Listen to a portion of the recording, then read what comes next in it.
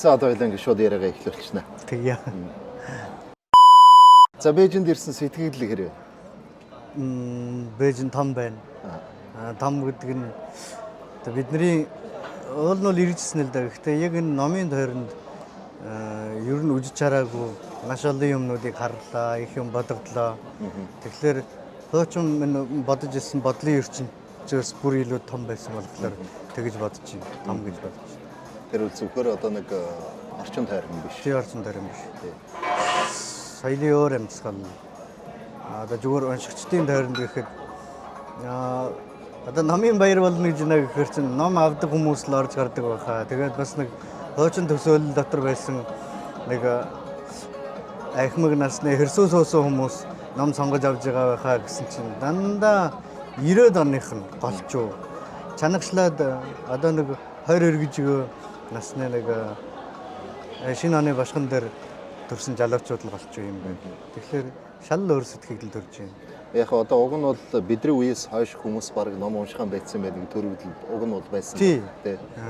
Гэсэн чи одоо өнөөдөр энэ шинэ үеийн залуучууд үнэхээр сайн уншиж байна. Тэгээд тэдний тэр уншиж байгаа хүрээ чараа сэдв тэгээд сонгож байгаа тэр номнуудынх нь одоо юу гэдгийг жагуурын тэр манай энэ хараагаар харах юм шал өөр юм сонгож байна.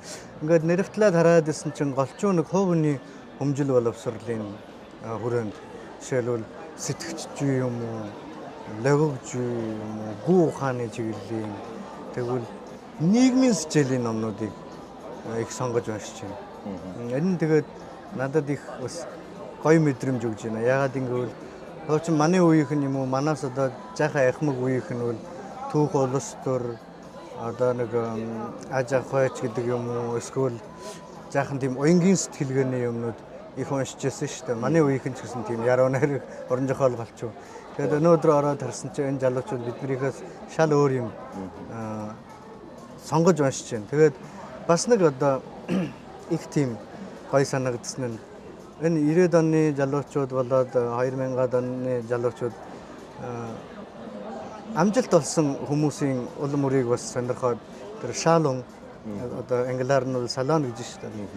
Тэгэхээр ихтгэлүүдийг их сэтгэл тавь сонсож байна.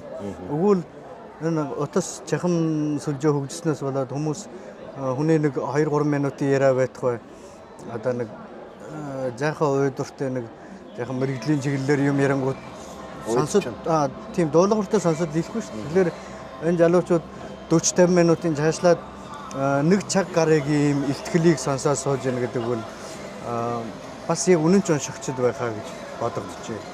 За тэгвэл та нарын ирсэн зорилго юу?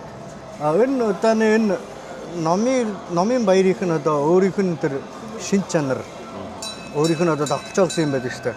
Хуучин номын одоо баярууд бол дандаа нэг засахын одоо хэлбэр ажиллагааны хэлбэрүүд байдаг. Тэгэхээр алууны талын хөвлөлөөс гарч байгаа номнуудын дараалтч гэдэг юм уу тийм аа. Гэтэл энэ удааны энэ номын баяр бол чөлөөт хөвлөн нийтлэгчд гэдэг ийм одоо англилтэй байсан болохоор манай дотоод Азийн хөвлийн компаниг нь бол бас хол биеийн даасан чөлөөт хөвлийн одоо компани гэдэг одоо нутгаараа өргөссөн байна. Тэгээд бид нар энд Бээжинд нэг одоо монголчуудынхаа донд номоо авчирж зарьяа гэсэн тэр бол гол зорилго биш. Хамгийн гол нь энэ залуучууд тэгвэл энэ нийслэлийн уншигчдын орчинд байж байгаа энэ хөвлөн нийтлэгчид ямар шуухан одоо шинэ юмнуудыг хийж гинэ үү? Бид нэр энэ хүмүүсийн бие дээрээс юуг суралцах хэрэгтэй байна. Тэгвэл манай уншигчид чухам юугаар ундаасан. Жишээ нь одоо өглөө манай хамаг анхны уншигч Монгол уншигч орж ирээд 15 дэх хүү. Би бол түүх уншдгаа. Гэхдээ хятадаар уншдгаа гэсэн байхгүй юу? Монгол одоо хүүхэд. Тэгээ одоо мэдээж хятадаар уншдгийн шалтгаан нь баг одоо монгол хэл дээр тааруулах юм болов уу гэж асуусан чинь тийм биш. Ягаад гэвэл одоо гүү ухааны төвшөнд бичигдэж байгаа тэр түүхийн номнууд байдаг шүү дээ. Одоо түүхийн номыг ч юм уу орон зохиолын сэжээлээр юм уу цаг үеэр нь одоо ингээд өртөөлөд явж болно. Бас гүү ухааны төвшөнд бичиж болдог шүү дээ. Тэгээд яг тийм номын ингээд монголоор сонгоод уншиг гэхэд ойлгомжгүй. Тэгээд тэр сэжээлийн номнуудаас их чөөхөн байдаг. Гэтэл харьцангуй хятадаар бол түүхийн номыг бүгдийг ингээд залуучуудын ойлгож мэдхээр ингээд зурагт ном болгоод өгсөн байна гинэ. Тэгээд одоо хятадаар голчуу сонгож уншиж байна. Өнөөдөр бид бас ирээд бидний хийх ёстой хойштоо одоо чиглэж болох тийм хоосоо орон зэнүүд байдгийн байх шүү гэдэг юм одоо төрөгдлөө өглөө. Тэгвэл одоо мэдээж энэ ном содрог гэдэг зүйл бол юу гэдэг бараг л нэг хүний өмсөх хувцастай тийм нэг адилхан зүйл байх гэж бодож байна. Тий. Ном содрог гэдэг бол одоо яг таны хэлсэн шиг хүмүүсийг хэлдэг штэ. Ном бол биднийг дотроос гэрэлтүүлнэ гэдэг шиг. Үүндээ дотроосоо гэрэлтэж байгаа хүмүүс бол гаднаасаа харахад яг нэг өөрийн дуртай хувцас юм уу өөрийн дуртай жагуураа өмссөн шиг алхаж гიშгхээсээ эхлээд үг яриа үйл ажиллагаан дээр итгэлтэй болж харагддаг байхгүй. Тэгэхээр ном содрог бол өмнөхөө одоо манай залуучууд ч гэсэнгүй үе үеийн хүмүүсд их хэрэгцээтэй тархины төгжөөг нээж өгдөг мэдлэгийн хөрөө чарааг тэлдэг хамгийн гол нь харааг тэлж бас нэг хүний танилт үжил ухамсарын төвшнийг дээшлүүлж өгдөг ийм сайн талтай. Ямар сайндаа тэр эртний хаттын сургалт байна шүү дээ. Ном содрог уншина гэдэг бол өчүүхэн биеийн монхогийн харангуйг номын гэрлэлээр гэрэлтүүлнэ.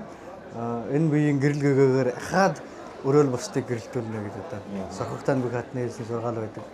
Тэгвэл сая одоо би бас ингээд дотор ороод үзлээ дандаа залуучуудын стилтэй иймэрхүү номууд хараглаа. Тэгэхэд танайх бол арай өөр ингээд нэг ер нь хүүхдүүд зориулсан юм уу харагдаад байна.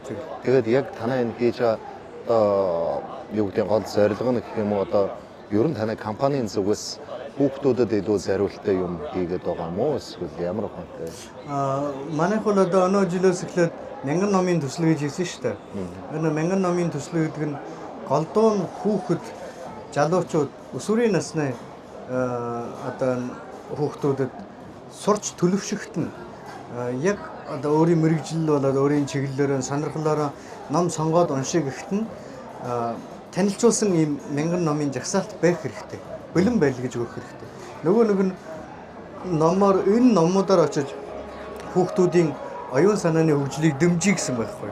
Залуу үе юм уу хүүхэд үеийн уншигчдыг бэлдэж гинэ гэдэг бол 10 жилийн дараах одоо манай энэ Монгол уншлагын өрөөнийхөө хөрсийг бэлдэж гинэ гэсэн үг шүү дээ. Яг одоо манай аав ээжийн насны үеийн хүмүүсийг ном уншихгүй байна гэж адлах юм уу, чичлэх юм уу тэр бол нэг их цагаан барсан ажил гэж бодож байна. Тэгэхээ оронд бид нэр ирээдүй хойч үе руугаа эсвэл өөрийн энэ одоо үе хургийнхнаас эхэлж өгөр юм болоо гэж бод.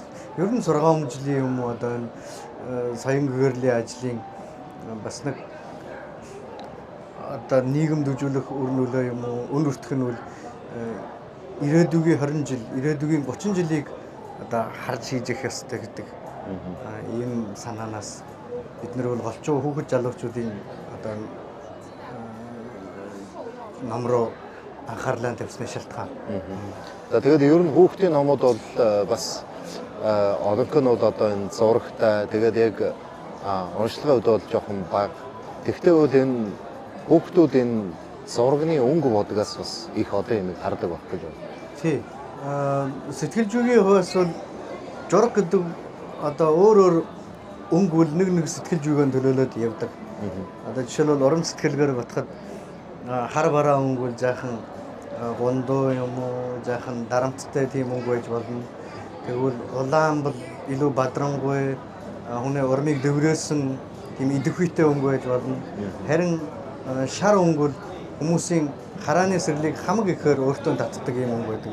Одоо би сая ярьсан шүү дээ жишээ нь одоо энэ түргөө хаал хүргэж байгаа хүмүүс бол шар өнгөтэй хувцас өмсдөг. Японы хүүхдүүд цэцэрлэгтэй явахдаа шар өнгөтэй малгайж үүдэг. Бидний одоо жамын хажууд байж байгаа тэр пайс илэрхийлэл хүртэл шар өнгөтэй байдаг. Өөрийнхөө одоо санаа ахуйг илэрхийлж болдог, сэтгэл зүй, уран зүйн өнгийг илэрхийлж болдог. Бас нэг тийм үндэстэн болгоны бэлгшээл санаа гэсэн юм байдаг шүү дээ. Манайх бол хөх гэтэл манай хөх нь өөр үндэстнэгтэр очивол одоо тийм бэлгшээл санаан дээр өөр яг эсрэг өнгөтэй байж болж байна. Жишээлбэл одоо энэ ах トゥ үндэстэн, хятад үндэстэн гэхээр бодоход улаан өнгөнд их дуртай байдаг. Тэдний үндэснийх нь нөгөө нэг бэлгшээл санаанаас тэрэн дээр илүү голчууд өвлөрдөг.